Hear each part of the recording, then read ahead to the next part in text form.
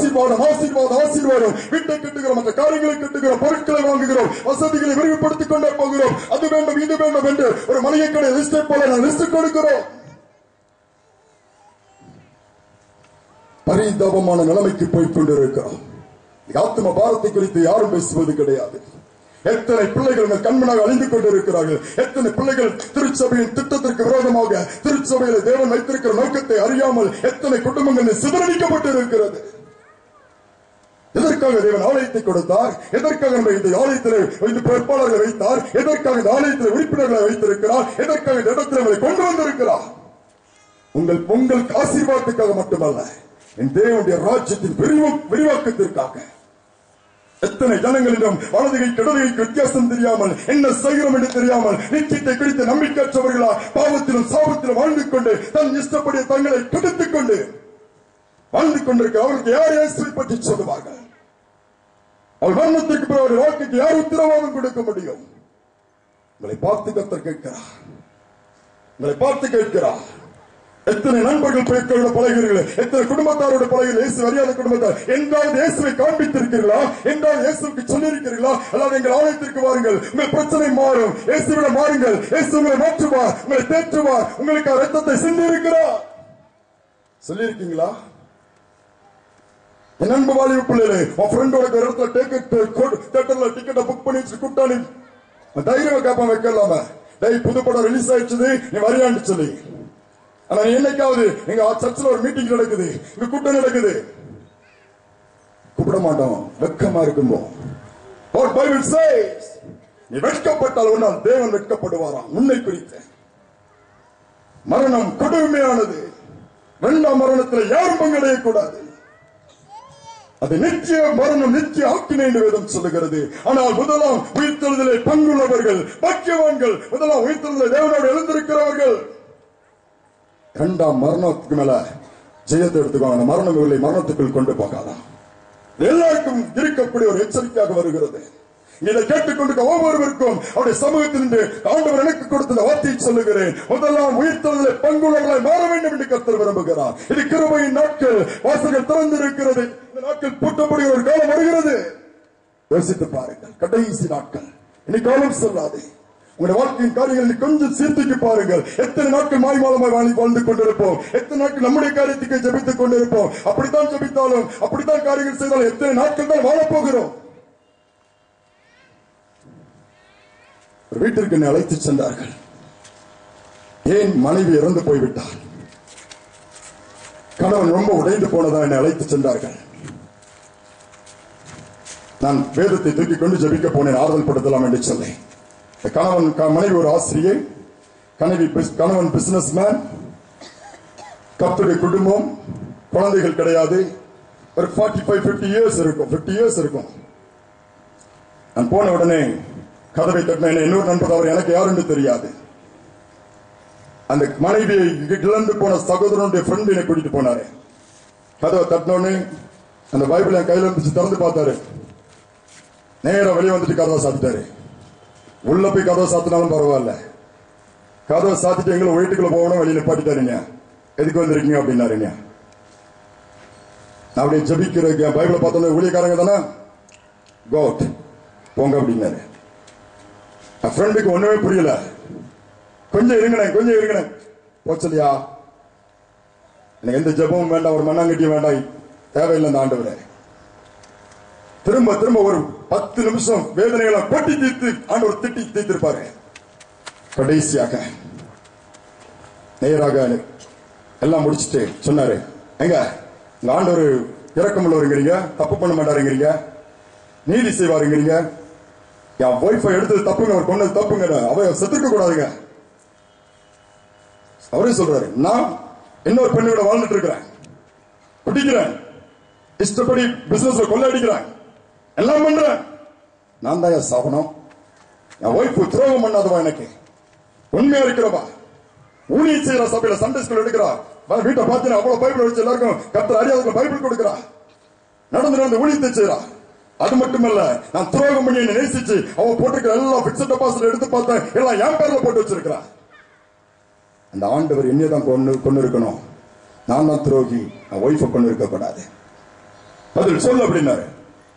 அமைதியா தான் நின்றேன். ஒன்னும் தேவையில்லை போங்க என்று நான் சொன்னேன். வந்து விட்டேன், ஜெபித்து விட்டு போறேன், உங்கள் விருப்பப்படி நீங்கள் வாழ்ந்து விடுங்கள் என்று சொன்னேன். அர்ச்சனா நான் சாகலாங்க. அமைதியா இருந்தேன். ஜெபம் பண்ண ஆரம்பிச்சேன். வேண்டாம் வெறுப்பாக விட்டார் அப்படின்னு ஜெபிக்க ஆரம்பித்த உடனே கர்த்தருடைய கிருபையில அந்த பிரசனம் வந்துச்சுட்டேன். அந்த பிரசனம் இறங்கின உடனே ஆண்டவரின் கண்களை திறந்தார். இந்த சகோதரி தேவனுடைய சமூகத்தில் இளைப்பாறுதலை எனக்கு காண்பித்தார். நான் ஆண்டவரிடம் சொன்னேன், என்னிடத்தில் காண்பித்து எதற்கு ஆண்டவரே? நான் பாதிக்கப்பட்ட மனிதன் கிடையாது. பாதிக்கப்பட்ட அந்த சகோதரியுடைய கணவன் உடைய சமூகத்தில் நீர் அந்த மகள் இளைப்பாறுகிறதை அவருக்கு காண்பியும். நான் அப்படியே ஜெபித்தேன். அப்போ அந்த சகோதரி கண்களை திறந்துள்ளோம் என்று சொல்லி கொஞ்ச நேரத்தில் ஆண்டவர் அவருடைய கண்களை திறந்தார். என்னுடைய சமூகத்தில் சந்தோஷம் அந்த மகள் இளைப்பாறுகிறதை கர்த்தர் காண்பித்தார். கொஞ்ச நேரத்தில் இவர் அமைதியாக நின்றவர் ஏங்கி அழுகிற ஒரு சத்தத்தை நான் கேட்டேன். ஒரு சிறு பிள்ளை அழுது போல அழ ஆரம்பித்து விட்டார். அவளால் கட்டுப்படுத்த முடியாமல் அழுது கொண்டே இருந்தார். 1/2 மணி நேரத்துக்கு மேல் அழுகை நீடித்துக் கொண்டே இருந்தது. அழுது முடித்து நான் ஜெபித்து முடித்து விட்டேன். அழுது முடித்த உடனே கையெடுத்து கொண்டு சாரி தம்பி அப்படின்னாரு. என்ன ஆச்சுன்னு சொன்னேன். அவருக்கு சந்தோஷமா இருக்கிறார். என்னுடைய சமூகத்தில் சந்தோஷமா இருக்கு, அது எனக்கு போதும். நான் தான் பாவத்தில் வாழ்ந்து செத்து போயிருக்கிறேன். எனக்கு தான் ஜீவன் வேணும். நான் தான் அந்த ஜீவனுக்குள்ள திருப்பி போனோம். அதுக்கு எனக்கு வழி சொல்லுங்க அப்படின்னாரு. கொஞ்ச நேரம் உட்கார வச்சு பேசிட்டோம். வெளியே வரும்போது சொன்னாரு, தம்பி என் ஒய்ஃப் விட்டு போன ஊழியத்தை நான் செய்யறேன்னு சொன்னாரு. அன்னைக்கு ஸ்டார்ட் பண்ணி இன்னைக்கு வர ஊழியத்தை செய்துட்டு இருக்கிறாரு. வாழ்க்கை பாவத்தில் செத்து போயிருந்தது. சாபத்தில் வாழ்ந்து வாழ்க்கை அவ்வளவுதான் கெடுத்து போய் பாவம் செய்கிற ஆத்மா சாபம் சொன்ன வார்த்தையின்படியே செத்து போன அந்த சரீரத்துக்குள்ளே என் தேவன் அந்த ஜீவனை கொண்டு வந்து ஒரு ஜீவனுள்ள வாழ்க்கை கொடுக்க ஆரம்பிச்சிட்டாரு. இன்னைக்கு ஊழியத்தை செய்துட்டு இருக்கிறாரு. மறுமையான என்மைக்கு பிறகு ஒரு வாழ்க்கை உண்டு என்பதை நாம் மறந்து விடக்கூடாது. உங்கள் வாழ்க்கை கொஞ்சம் யோசித்து பாருங்கள். கடைசி நாட்களில் வாழ்ந்து கொண்டிருக்கிறோம். இதை சாதிக்கிறோமோ இல்லையோ, நாம் கிறிஸ்துவுக்குள் வாழ்கிறோமா என்பதை யோசித்து பார்க்க வேண்டும். யோசித்து பார்க்க வேண்டும். உங்கள் கால்கள் எவ்வளவு நேரம் முடக்குகிறோம், எவ்வளவு நேரம் ஆண்டவருக்கு கொடுக்கிறோம், வேதத்தை எவ்வளவு நேரம் வாசிச்சிருக்கிறோம். இன்னைக்கு வேதத்தை வாசித்தீங்களான்னு கேட்டா, ஆலயத்துக்கு வரணும் வேதத்தை சுமந்துட்டு வரக்கூட நமக்கு கஷ்டமா போயிருது. கேட்டா பைபிளுக்கு என்ன வேலைம்பீங்க? பைபிளை வாசிக்கணும்னு சொல்லி பிள்ளைகளுக்கு சொல்லிக் கொடுக்க கூட காலங்கள்லாம் மாறி போச்சு. பாடம் படிச்சா நாளைக்கு எக்ஸாம் இல்ல மம்மி நாளைக்கு லீவு, அதெல்லாம் இருக்கட்டும், நீங்க படி. தலைவலி வந்தா மட்டும்தான் பைபிளை தூக்கி தலை பக்கத்தில் வைக்கணும். அந்த ஒர்க் அவுட் ஆகாது.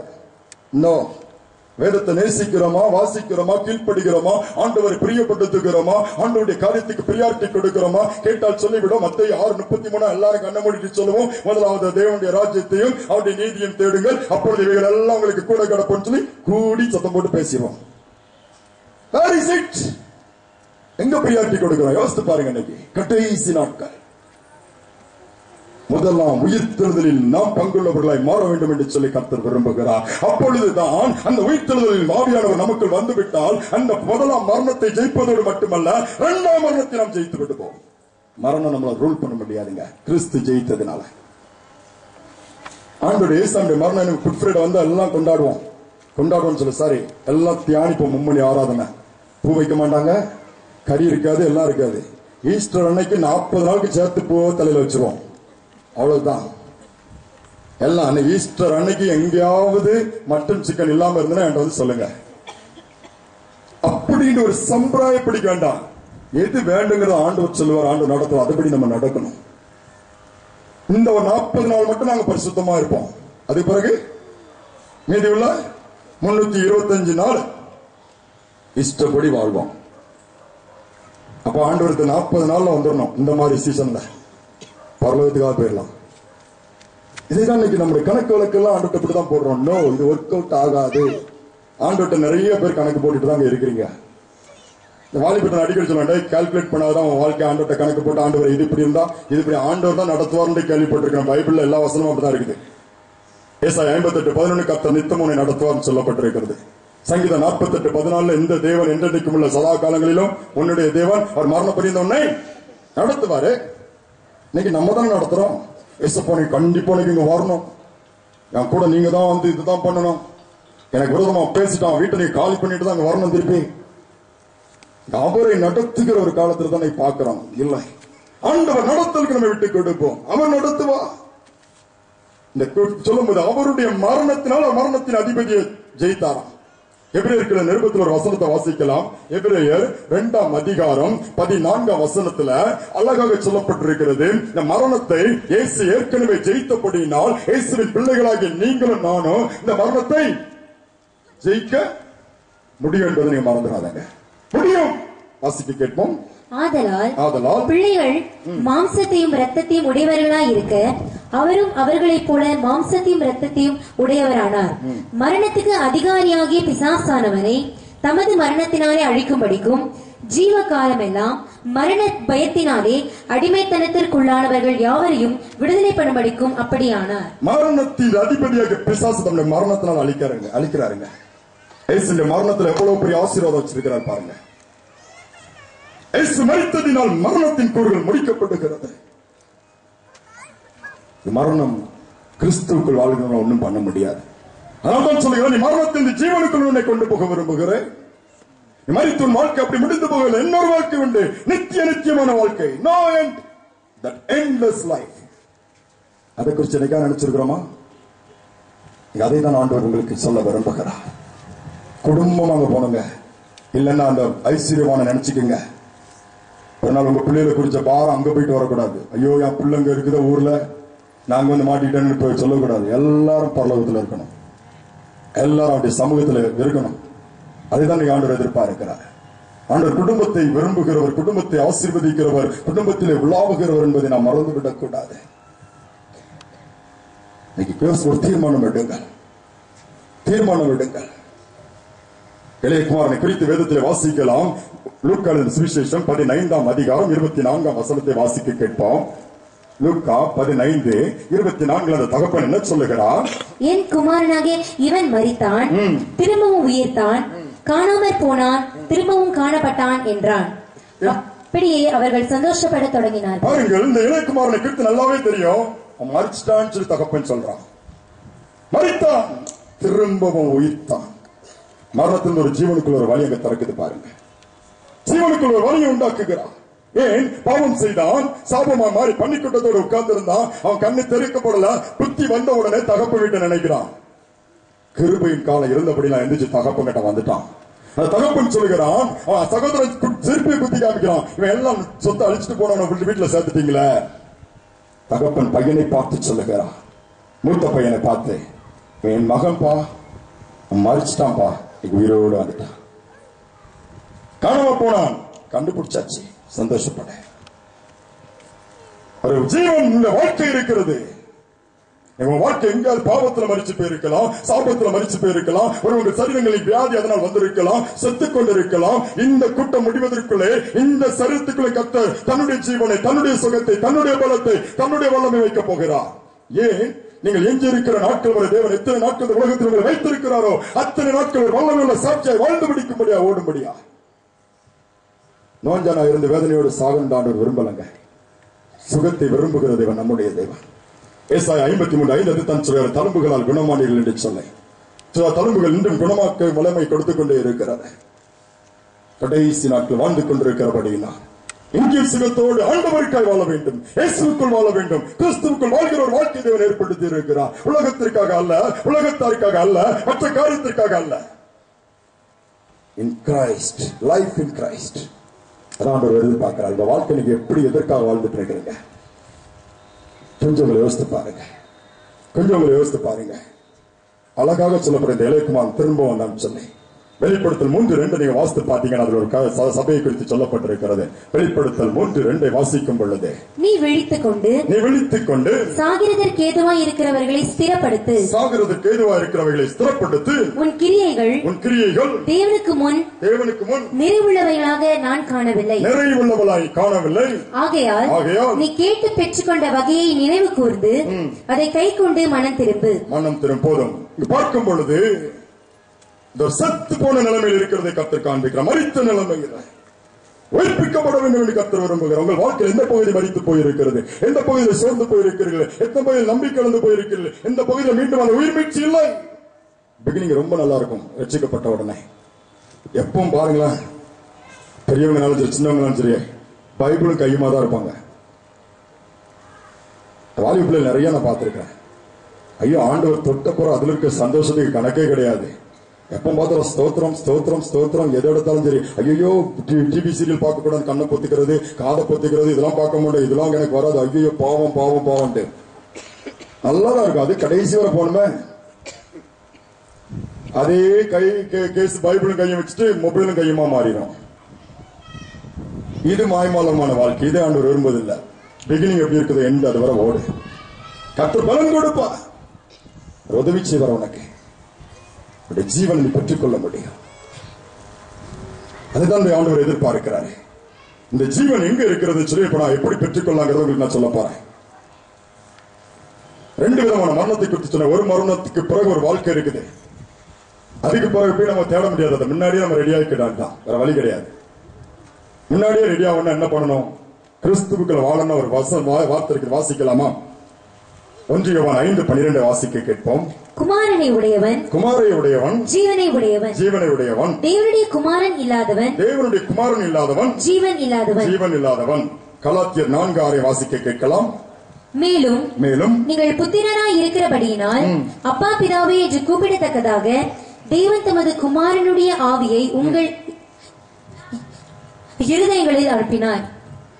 அடுத்து என்ன சொல்லிருக்கிறாரு? இந்த ஜீவன் எப்படி வருதுன்னா இயேசுவின் மூலமா வருது.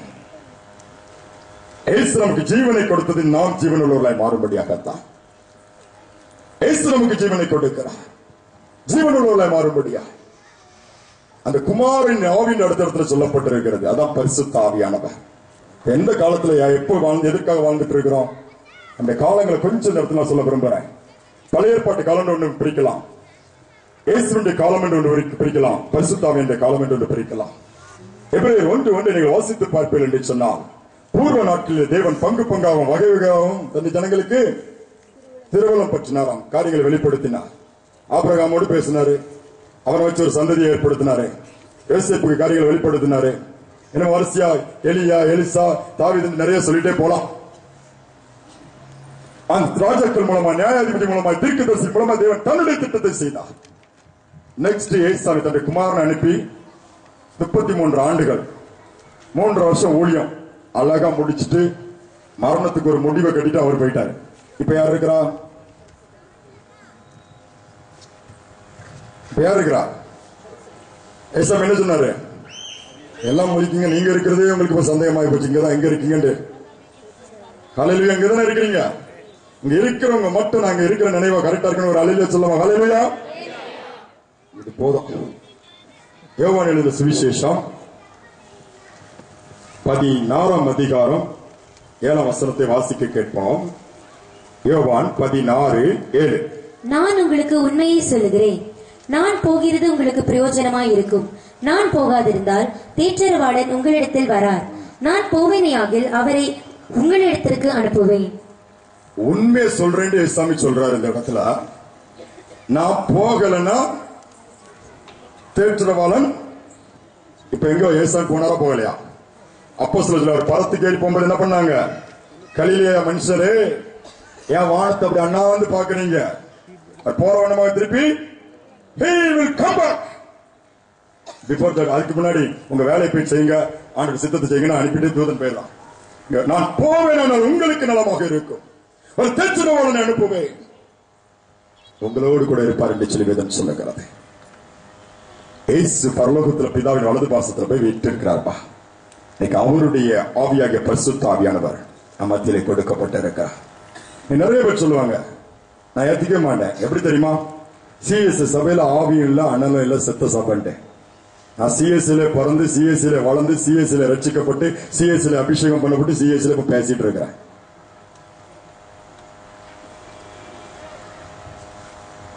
ஏன்னா நம்ம ஆட்களுக்கு கேட்டு கேட்டு அப்படியே ஆகி போறீங்க.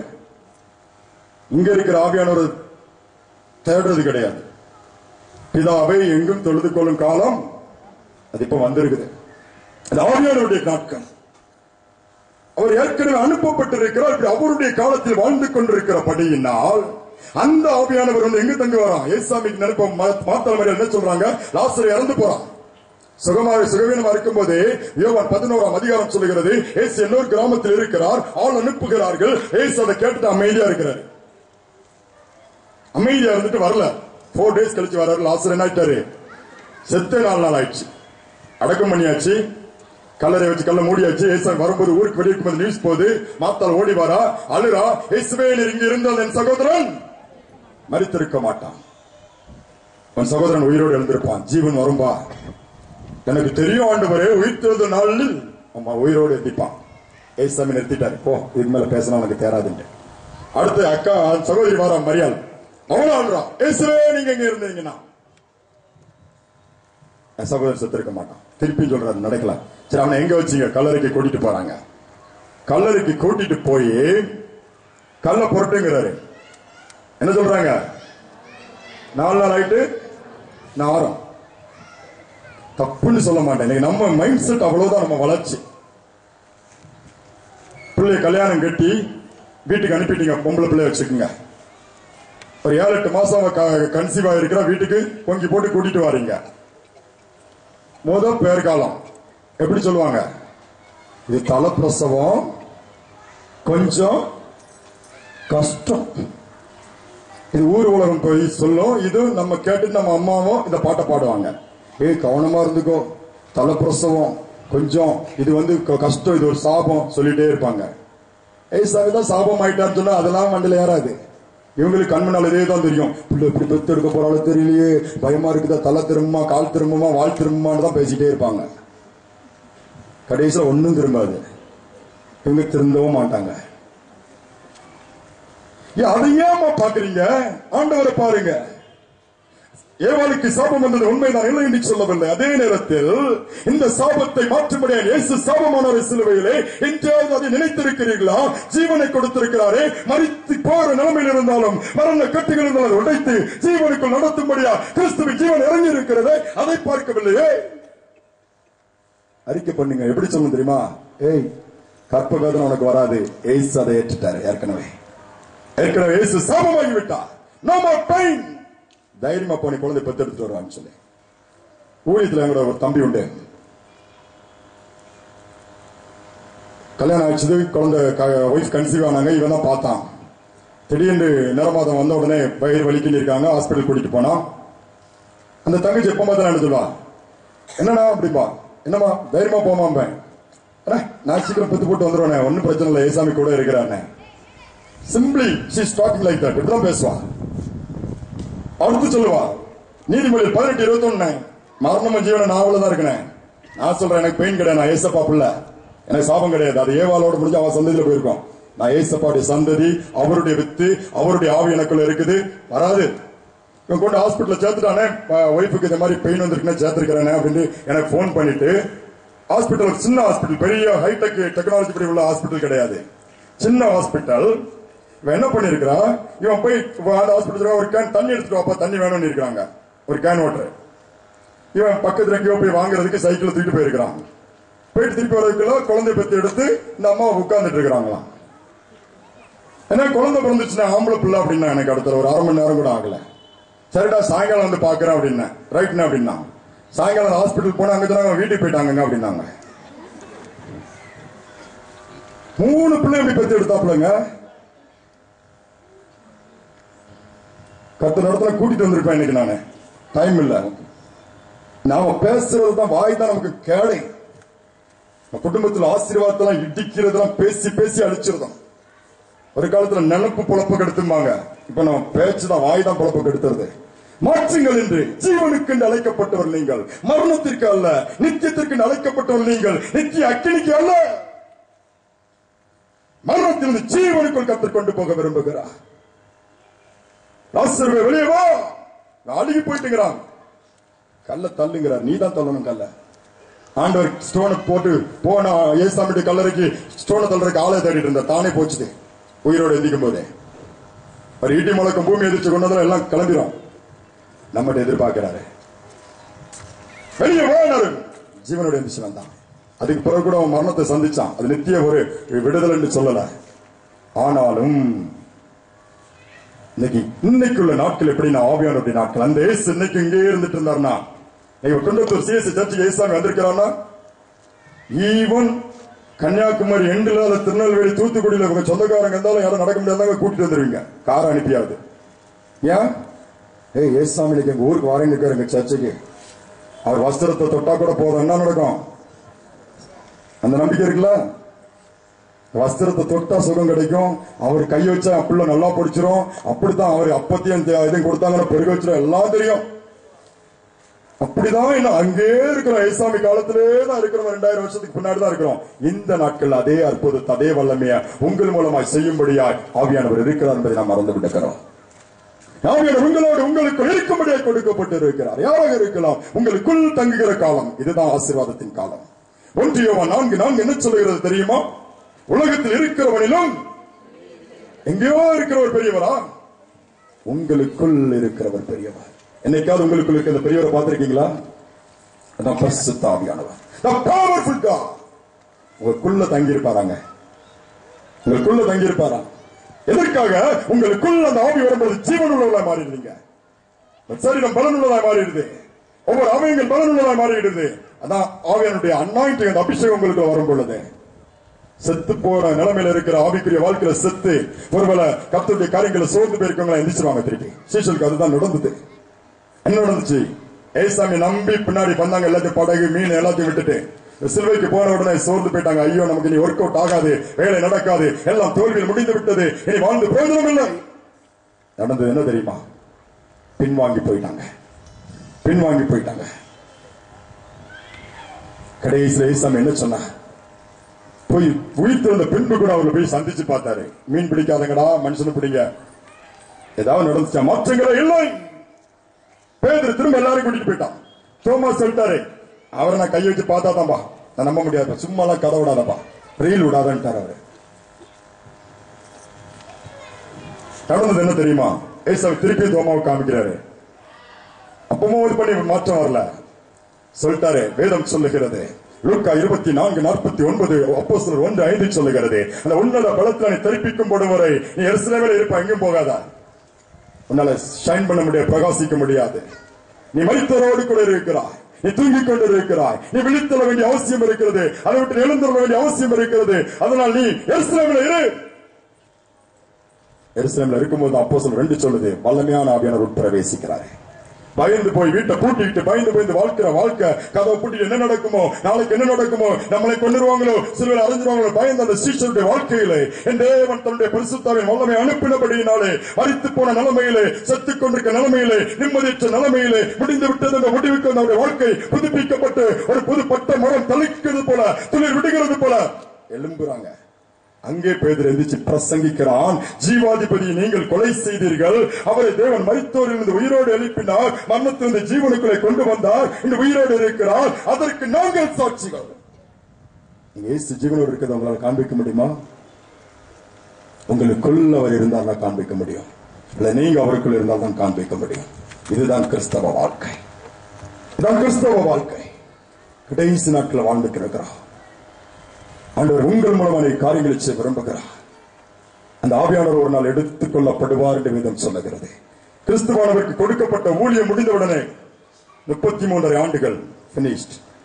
ஆவியானவருடைய ஊழியம் எப்பொழுது முடியும் என்று சொல்லப்படவில்லை.